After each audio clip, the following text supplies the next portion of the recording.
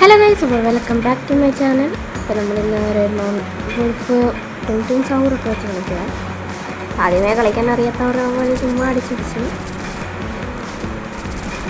അവർ നമ്മുടെ ടീമിനെ കൊന്ന് നമ്മളെയും കൊന്ന്. അടുത്ത റൗണ്ടെത്തിയപ്പോൾ നമ്മൾ ചത്ത്. അവർ കൊടി കുത്തിയപ്പോൾ നമുക്ക് അടിക്കാൻ തോന്നി. ഒരാൾക്ക് ഇട്ട് കൊടുത്ത്